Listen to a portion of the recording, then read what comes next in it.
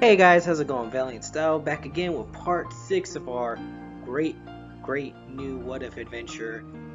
What if all the Saiyans joined the Z Warriors? And when we last left off, everybody was shocked in horror and fear as Frieza loomed over the now stone-covered Dragon Balls. And just as a quick reiteration, going back to Ginyu's situation, even though I summed up a lot of it to save some time, there is one very key important thing to take away from it, and that is Ginyu is not in a frog body. I really didn't touch up on that. Ginyu is outright dead. So when we get to the revival of F arc, there is no Togama is not basically going to be switched out for Ginyu's soul or anything like that. Ginyu's dead. The only remaining living member of the Ginyu Force is Jace, who's currently on his way to King Cold. Back to the main story at hand here for part 6. Frieza looms over our heroes and everybody as Gohan and the rest of the gang merely look up, and Vegeta wanders out from the ship, half awake, half asleep, and sees that the Dragon Balls have turned to stone. Perplexed and puzzled, he immediately grabs Krillin and asking questions, and what the hell happened, Earthling? Why are the Dragon Balls stone? You didn't make the wishes without me, did you? And Frieza just sits over, looming and laughing. Well, Vegeta, it seems as if you aren't the only one that didn't get their wish. As Vegeta simply lets his grip slowly go away from Krillin, and realizing that Frieza now stands here. Vegeta currently in this situation feels like that guy that's like, the hell did I miss? I just took a nap. Everybody doesn't understand the full gravity of what's going on. Even though Raditz had just made a pledge within his mind to not let another race fall before Frieza, seeing Frieza terrifies him. It leaves him struck in fear. It's almost as if he realizes how much trouble they're in, as Raditz still doesn't have the confidence within himself to fully fight Frieza. As he sits back, he's essentially cowering alongside Krillin and Gohan, as Krillin is slowly getting himself up after being dropped from Vegeta. And he's the first to speak up. Guys, what do we do? Nappa and Yamcha are ready to do something. They're ready to fight. They sense that Piccolo is actually on his way after getting Nail, as that happens the same. He's Piccolo's fusion with Nail. And basically, it's here that Vegeta starts talking tough and essentially saying that he feels that he's the one that's ascended to Super Saiyan, but he'll let the others do the light work out of some sense of cockiness and fear, which has Frieza respond with, really, Vegeta? You, the legendary Super Saiyan? I never thought I'd see the day. Go on then, show me this legendary power. Or would you rather wait to die after I kill everybody else here?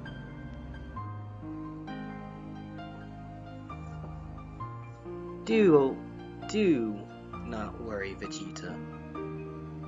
You'll have your chance, I guarantee it. Whether it be first or last, you have incurred my wrath. For now, who wants to be the first to die? And this sends a chill throughout the atmosphere, a very strong chill that none of them have felt before, except Krillin. Krillin has a bit of a flashback to when he met Tambourine and died to him back during the Dragon Ball Saga. And it's here that Krillin musters up the courage to talk things out with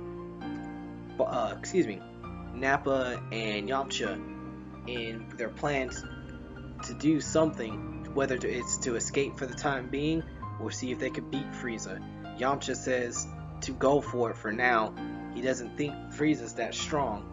he is powerful, but he doesn't seem that much stronger. As Yamcha's the first one to step up and say, just follow my lead if nothing else. If you see that I need backup, do what you can. And otherwise, see about either getting Goku to safety or just making sure that at least the ship stays protected until Goku comes out. And Yamcha is the first one to fight Frieza. It's actually a very intense fight, as Yamcha lands a clean blow on Frieza's face that sends him sliding backwards. Frieza's caught off guard. I've never met such a brash being in my entire life. What do you say? What are you? It doesn't matter. Would you rather join my army than die? I might be willing to forgive you otherwise. Yamcha immediately, of course, denies this and continues his flurry against Frieza, as Frieza takes the fight a little bit more seriously. But Frieza's going to notice something throughout the fight, as his first form is going to last a hell of a lot longer. First form. I feel like I messed that up there. I'm so sorry, guys. But his first form is going to be essentially last a hell of a lot longer than what it originally did in the main timeline, or I guess you could say the original story, as everyone looks on in astonishment as Yamcha is just going in and going blow for blow with Frieza, as Vegeta sits here proudly laying back, is like, I might not even get a chance to show Frieza my power unless he transforms. And that's where everybody just stops, and their faces of hope and excitement die. Yamcha, God bless him, I'm sorry, could not hear Vegeta's words, as everyone's face of expression and hope, seeing as how amazing Yamcha was, just turns into just outright terror, realizing that Frieza can transform. At first it puzzles Gohan and Krillin, but Raditz and Nappa fully understand what this means, with the power of the Great Ape. Vegeta explains that he overheard Goldo explain that Frieza can transform, and that Frieza can of course become more powerful.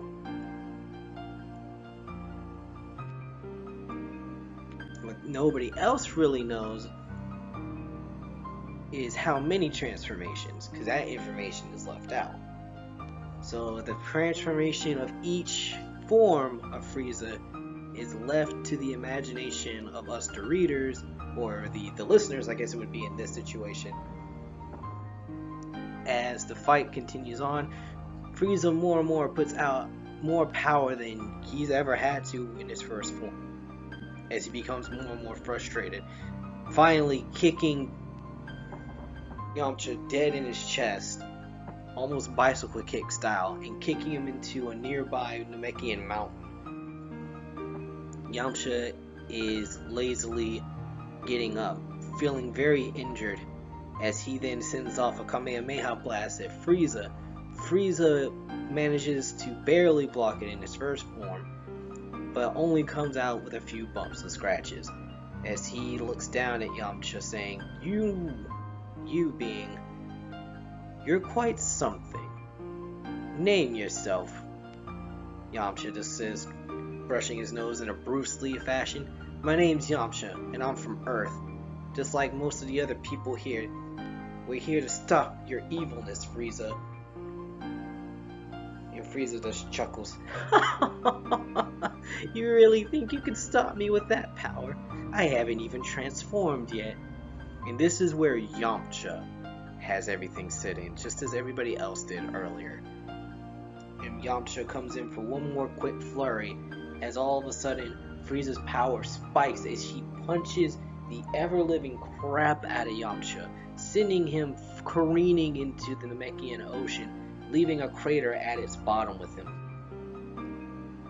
And it's here that Frieza uses the opportunity while Yamcha is down again to transform into his second form.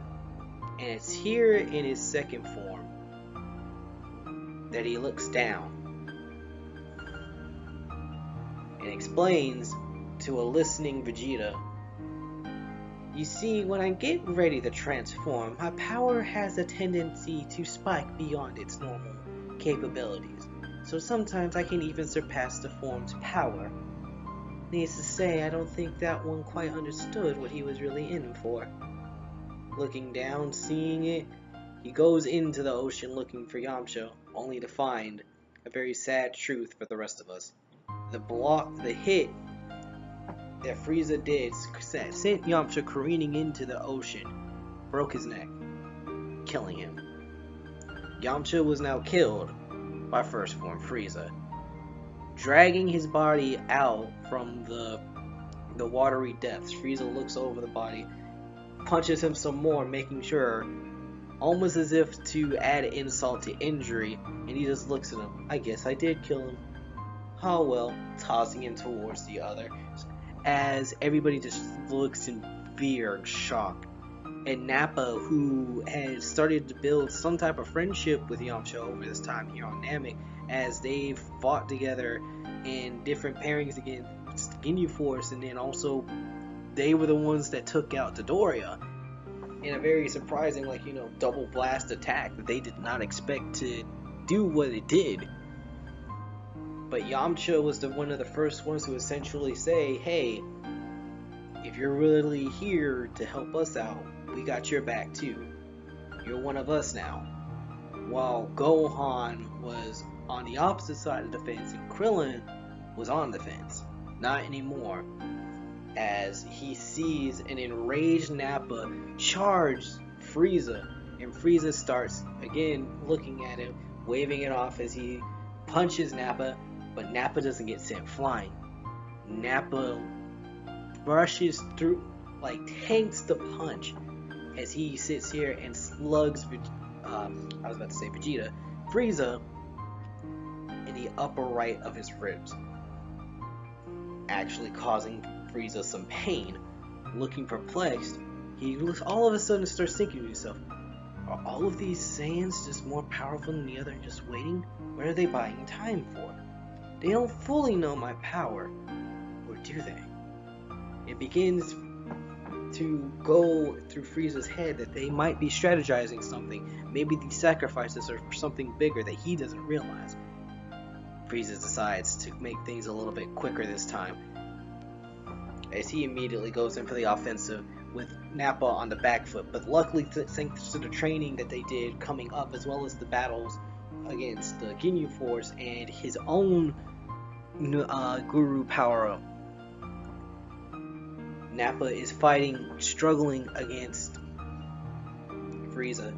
And the reason why we haven't gotten Piccolo yet is only because Piccolo actually was able to have a longer conversation with Nail, and he was sensing the battle all the way from where Nail was, as Nail was explaining to him, I still don't think your friends fully understand what they're in for. I still don't think this is Frieza's full power. You need to fuse with me. Piccolo still questions it, understanding what fusion means, but at the same time doesn't want to do it. He's very reluctant, until finally Piccolo caves in and fuses with Nail.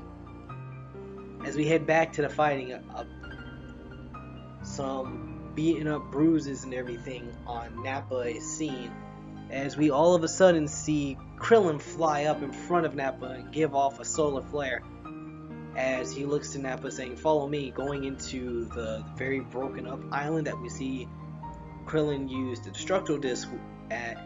We do see the same event happen again, but the difference is, on one end you have Krillin using the Destructo Disc, and on the other you have Nappa using his powerful mouth ki blast. So it's either be hit by this thing or killed by the other.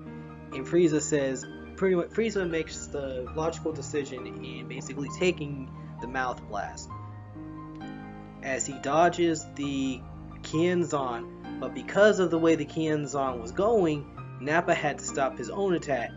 So thusly, Frieza's tail still gets cut off as it was, but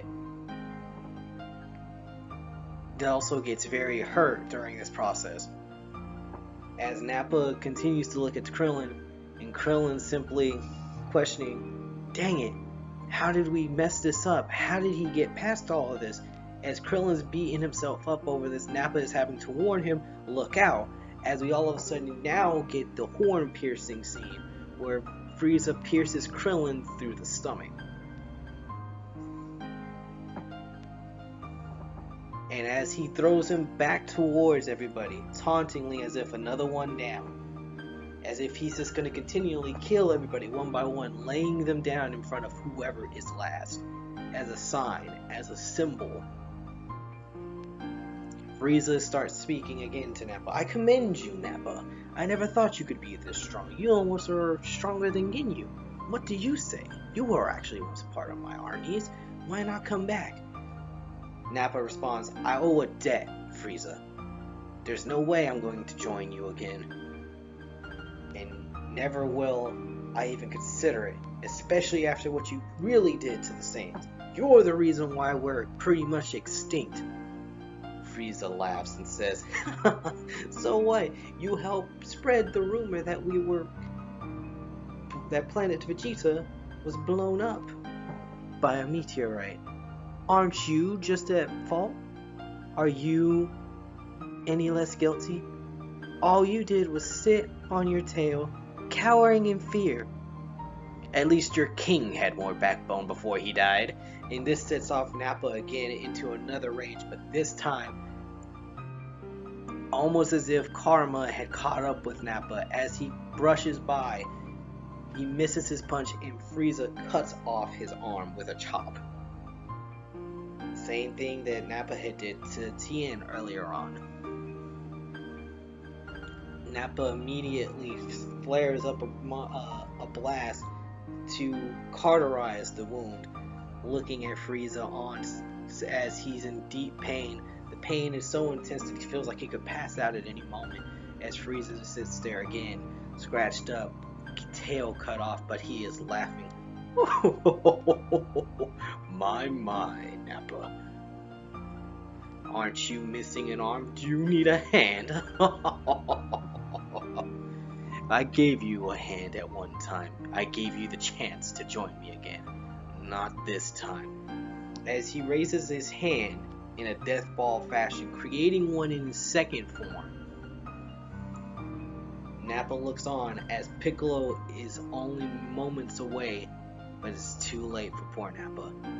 As the blast is sent down, engulfing him, and Piccolo looks on, thinking that maybe he can get there in time, but Frieza immediately looks to Piccolo and says, "Ah, Namekian, I was just about to find one of you. Maybe you can help me out with the Dragon Balls." As Frieza immediately just looks on away from Nappa, assuming already that he's dead, and sadly, yes, ladies and gentlemen, this is where Nappa will die.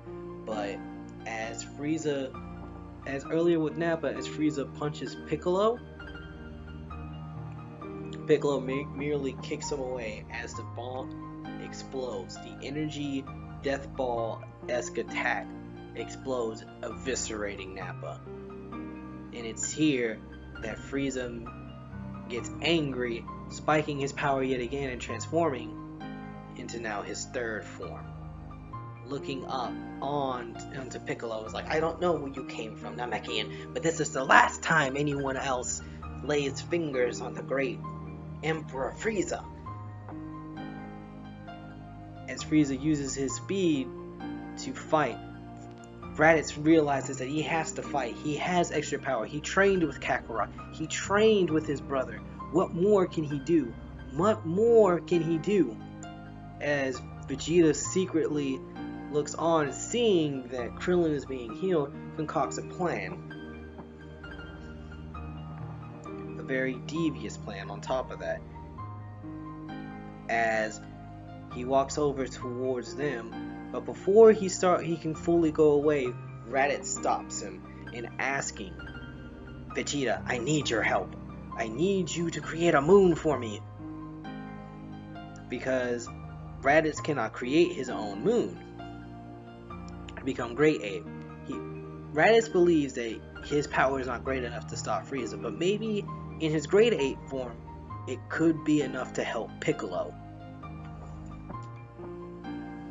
So then,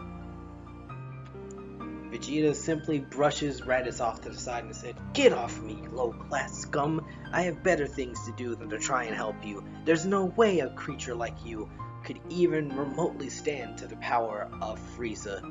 Not like Nappa did. Nappa was a true warrior. Nappa did not cower in fear next to a child as you have. Why should I even remotely help you?"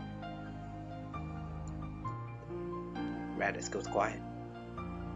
He can't help but feel the sting of Vegeta's words. Both in anger, he knows that he wants his own revenge against Vegeta, against him for his elitism, against him for making him such a weak lackey, even though he was quote-unquote supposed to be equal to Nappa outside of rank. They were the last remaining Saiyans, or so they thought before they found out about Kakarot. But he also knows Vegeta speaks the truth. Vegeta speaks the truth as the entire time the events were unfolding, he and Gohan were essentially cowering in fear of the power that Frieza was showing. And alas, Raditz can only say, "Please, Vegeta, it's the only way I know that we can buy more time. If you're planning something to actually stop Frieza, at least help me give you the time you need." Vegeta looks at Raditz. This is the first time he has ever heard him come up with a plan that actually meant his own death. As many other what-ifers will tell you, and I have said it probably a good couple of times throughout this what-if series so far, Raditz is very cautious. He's not going to just randomly throw his life away. But even he understands that, whether it be Vegeta or his brother Kakarot, Raditz understands that there's only one thing he can do, and that's buy time. So, with that, an intense stare down between the two as realizations hit one another,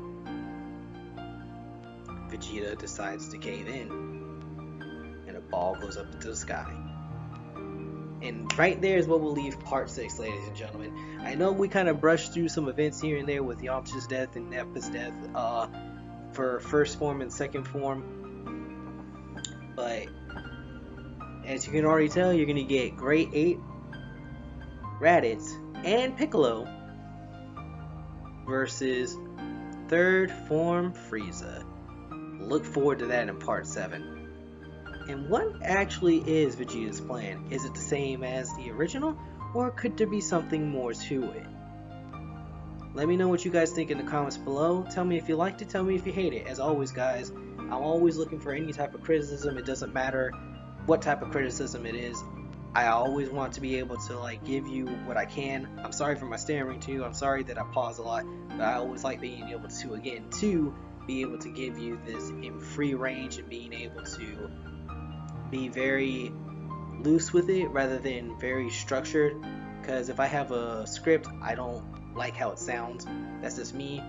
But again, I thank you guys. Be ready for part 7, and just again, always like, comment, and subscribe. And if you feel generous, if you're having a generous day, if you're having just wanting to support me more than just the like, comment, and subscribe, I will leave a link to volume 1 of my book, All I Want Is Peace. This is another isekai story that I personally wrote myself, and I do firmly believe it is a great story. And if you're a fond reader of the isekai story style, I highly recommend it. And outside of that, guys, let's go ahead and end it right here. Until next time, I'll see you next time. Take it easy. こんな言葉を